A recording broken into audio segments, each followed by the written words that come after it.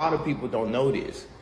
When we talk about the Roman Empire, usually we talk about it as if it's a you had the Egyptians, you had the Greeks, then you had the Romans, and then you got the United States. That's how the public school system teach history in the West. The reason that we don't learn about the Byzantium Empire, the real Roman Empire, and you got to understand, like Alexandria, Egypt, places in the Middle East, you know, all of these different places had brown people there. So when you see these movies and these films, which is an extension of the Renaissance, like Gods of Egypt and stuff, and all of these people don't really reflect the people that was there. That's just part of us, you know, what happened during the Renaissance, and that they created these images, these ecclesiastical images, these biblical images, the image of Christ, and they spread it around the world.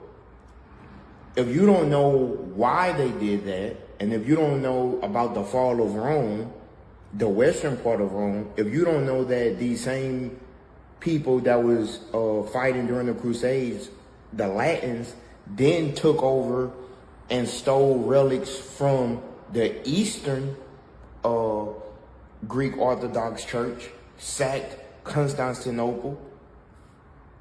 If you don't know about the great betrayal that happened within just European society, if you don't... What's up?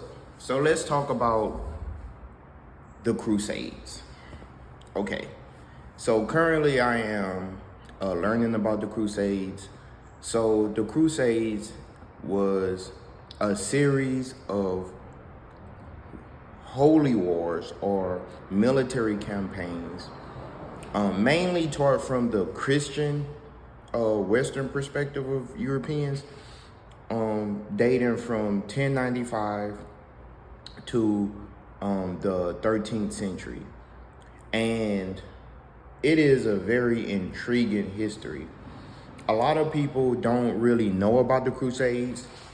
They know the term crusade because it's been popularized in film and movies, but they don't really know what was taking place and how it impacts us today. So I'm going to talk about that. Okay. I'm currently reading a book called The Crusades by Thomas Abridge, who is an author from the UK. And he wrote a great book detailing the history about the whole ordeal. Okay. So the Crusades occurred because you had the Western Empire and you had the Eastern Empire of what was left after Rome fell. Okay. So we all know how the story ends. The story ends with the Roman Catholic Empire or church and the Crusaders sacking the Eastern Orthodox Greek Christian Roman Empire in Constantinople, modern day Istanbul. A lot of people don't know that. So why would they do that? Why would they betray the Eastern branch? So when Rome fell, the Western countries in Europe, France, Spain, the United Kingdom, all of the Western countries that we would consider West Europe was depleted. When the Great Schism occurred and the two branches, one in Constantinople, modern day Istanbul, and the other in Rome, when it fell, the Western part of the empire had to stand up on its own, and they did not succeed. Okay. Illiteracy mass hunger, people not being able to feed themselves, diseases, the housing infrastructure. So much occurred during the Western fall of the Roman Empire that people started living and sleeping in the Colosseum of Rome for shelter. They was destroying buildings to take the bricks to build houses. Now a lot of people don't know this. When we talk about the Roman Empire, usually we talk about it as if it's you had the Egyptians, you had the Greeks, then you had the Romans, and then you got the United States. That's how the public school system teach history in the West, and this is either true or it's false. Well, okay. Other notable cities that they wanted to get control of Jerusalem, and Pope Gregory VII, as well as his successor, Pope Urban II, were the popes that started the Crusades, that said, hey, this is what we're going to do. The French played a major role in this because they were really affected, and they seen the Crusade and capturing Jerusalem as well as Constantinople as the way to reclaim their greatness, their former greatness. They drew inspiration from people like Richard the Lionheart of the United Kingdom of England, of Charlemagne, and they wanted to reach their former glory. What's going to happen is Catholicism is going to be used as a uniting factor, a uniting culture that's going to tie them all together. At the time when they put this military campaign together in the 1090s, you had people from different fractions who spoke different languages. The army was not as we would perceive a military campaign today, where they had this strict structure. You had these counts or dukes at the time that would be somewhat like a prince, and they had feudalism going on. So the people that lived on their land was forced to fight. So they gathered all of these different warlords together. I don't have my notes with me, so I'm just kind of recapping what's going on. But you had Tancred, you had Bohemond, you had who else? Some of the notable figures from the Crusades. You had some of the Normans. And these people are going to come together, and it's going to be basically 5 warlords who are going to bring their militaries together to go and take over the Holy Land in the beginning. So the first city that they're going to take off and try to conquer is Antioch, which is in Syria. So Antioch and Damascus in Syria is going to be places that they want to take over. At the time, this guy named Alexius Comnenus is the ruler of Constantinople. Now, what you have to understand is that in Constantinople, modern day Istanbul, at the time 1,000 years ago, they spoke Greek. So it's going to be a schism between the Greek-speaking Romans and the Latin-speaking Romans. This is very important. Stay with me.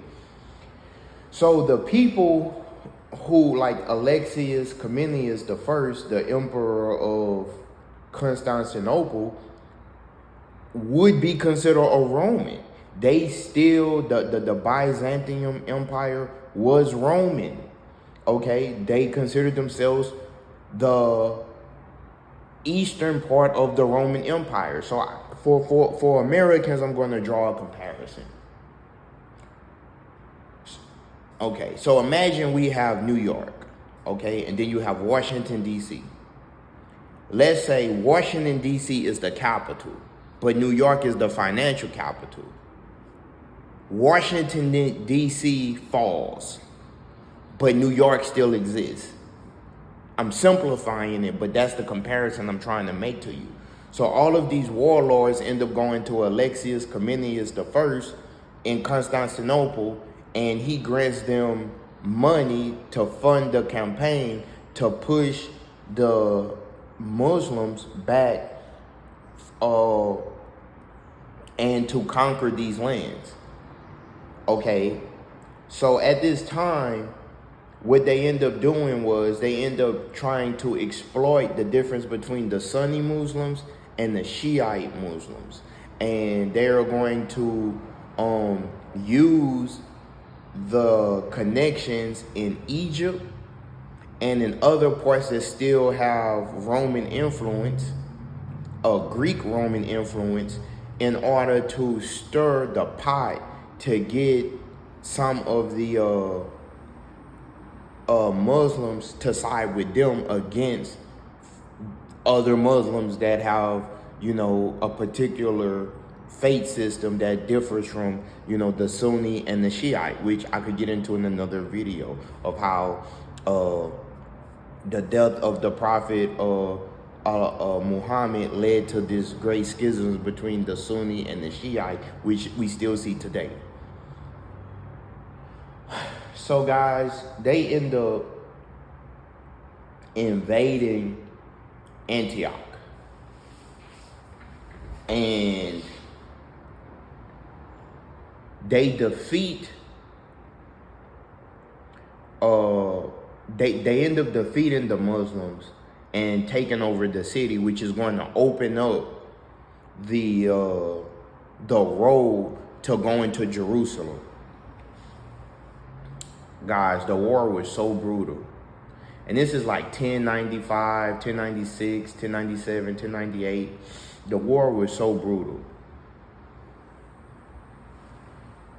The Christians were decapitating the enemies, the Muslims. And it's like it said that the army was about 70,000 people, but they even had women and children with them. So they split the armies into two, and they were outside of the main city, and they had an agreement that whoever captured the city first, that particular warlord would get the spoils of war of that city. Guys, they decapitated the heads of their enemies. The Muslims, when they went to bury their dead, they buried them. The Christians dug up their graves, burned their bodies, put their heads on stakes in order to instill psychological fear into the Muslims. A lot of people don't know or can't even imagine what was going on. They said a lot of the women in Antioch in Syria, and they had Christians in Syria also at this time. Now you got to know that Syria is a very important biblical city because you have Damascus, you have Antioch, which some of the disciples in the Bible said to have been connected to, preached in, and spread the gospel in. So they had 5 patriarchs in these cities. So you had Antioch, Constantinople, Rome, Damascus, and Jerusalem. And then these were the major centers of Christianity. And these is what they wanted to conquer. Now, at the time in Constantinople, they had a lot of relics said to be from the time of Jesus. Now, in Syria, we know that in Damascus, we know they had the Council of Nicaea. We know that they have formed a lot of the belief system of Christianity in Syria, right? And so it's very ironic to a degree to hear how some people view certain things or talk about certain things, when if you dig deeper into the history, you'll see that the way that we view things now and the way that people view things in the past doesn't always line up. So I'm going to do a further presentation on this, get more factual with the dates, places, and things of that nature. I'm just dropping a little game about what I've been studying thus far, and I would love to hear what you have to say about it. Peace. Guys, I know when you start studying and you hear things like the ancient people in the Middle East were a dark complexion, or the ancient people in the Americas were of a dark complexion, and you start digging and you start researching the ancient Egyptians, Sumerians, Greeks, Etruscans, just all over the world, you start to think like, I could totally understand if you grew up in the Western world, and mind you, you were born after the Renaissance. Okay, so if you don't know that after the fall of Rome, that the western part of Rome during the Dark Ages was in the abyss, that they lost literacy, they lost their empire, that things were horrible. If you don't know about the Justinian plague and how Rome fell and was sacked by the Visigoths, and which is the Vandals. If you don't know these things, and most people don't know these things, and then you start to realize that in the Renaissance,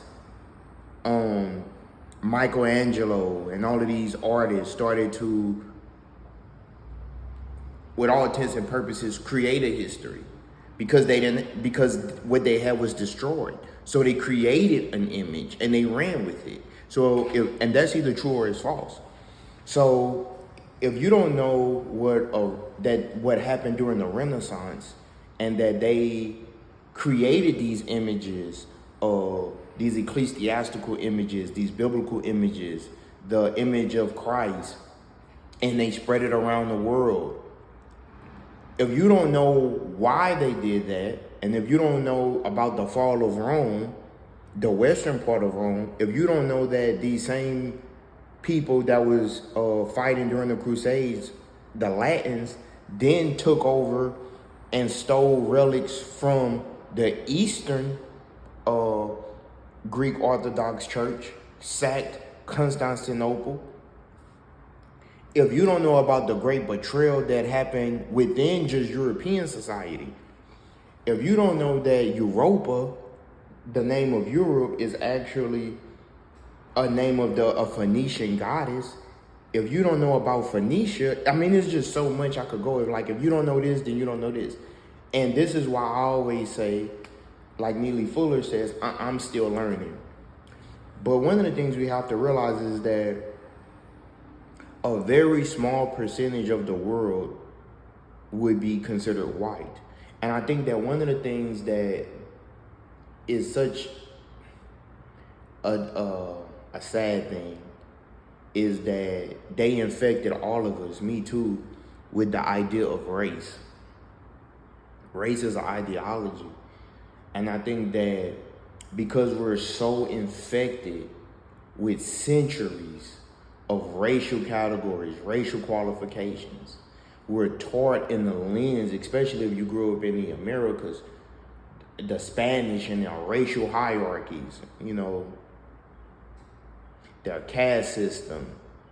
But even if you were under the British in India, like this rigid caste system, has it really been constructive? And so I say that to say that the reason that we don't learn about the Byzantium Empire, the real Roman Empire, and you got to understand, like Alexandria, Egypt, places in the Middle East, all of these different places had brown people there. So when you see these movies and these films, which is an extension of the Renaissance, like Gods of Egypt and stuff, and all of these people don't really reflect the people that was there. That's just part of a social construct, And I think in modern times we can see that because you could use AI to create whatever image you want to create. The Renaissance and Michelangelo in the 15th century and the 13th century, these people were basically doing the same thing. They just created an image and said that this is what it is. And it was many wars fought about this. People not wanting to depict the holy figure. People saying like, don't, make an image because people are going to associate this image with this deity or this belief system. So it was many people that died trying to prevent the rise of white nationalism. When you think about people like in Europeans, John Wycliffe, Joan of Arc, other people like even like Martin Luther, who was translating the Bible from Latin to Greek to German. Like these people that died in the name of trying to stop some of the stuff that occurred. If you don't have a huge understanding of the past, your whole worldview nothing's going to make sense to you. Because racism was a system that rose. Racism didn't always exist. It was something that was created. And one thing I give them credit for creating was that's the most powerful system we've probably ever seen created. There's no ideology more powerful than racism. They created something that's so psychologically damaging, yet so hard for people to separate themselves from, because once you taught that your skin color connects you to a race, how do you undo that? Now, here's what's so interesting. I've been to like Cuba, right? So in Cuba, I know this family, and the grandmother is my color. She married an Italian, so the kid was biracial. The biracial kid had a kid with an Italian, right? The granddaughter looks European, I would say, right? So you have people in modern times that look European, or what we would classify as European, but are actually, if you just go back 2 generations, 3 generations, are black. Now that's either true or it's false. Is what I'm saying true? Or is that true? Can you do that? Like for example, you could look at people, I won't even go in like celebrities, but you could look at people and see like their parent was one race, or allegedly a race, because that's something that they created. So a person was brown, they had a baby with a lighter skinned person. Then the offspring is now what we consider biracial or multiracial. Then let's say that person has a baby with a lighter skinned person, right? Now the 3rd or 4th generation, you won't even be able to tell that they actually came from a darker people. And this is why when we talk about certain cultures or certain people, at one point in time, a couple centuries ago, were dark, and now they're not. One of the things a lot of people would say is, well, how could they be dark? If they were dark, why don't you look like that now? But it's like, yo, if we can see just within 50 years or 100 years, a person go from being my color to being pale through racial mixing. And then and this is why racism is so heavy, because it could be the inverse, right? A person could be white, or what they call white, presenting, and then they have a baby with a darker skinned person, and now their whole bloodline is dark. So it could go either way. But I think that that whole system, we shouldn't even promote that. I would love to live in a world where race is insignificant, because we're all humans. But to some people, we're not all humans. The color of your skin shows if you're human or not, according to some people. So that's just some of the stuff I wanted to talk about. And tell me what you think. Drop into the comments. I think that we need to be making the world a better place. And believe it or not, until we destroy this thought process, and I'm a victim of this too. I think like this too. So I'm not blaming YT presenting people or anything like that, because I'm a victim of this too. I was taught this ideology also. I repeat, I was taught this ideology also.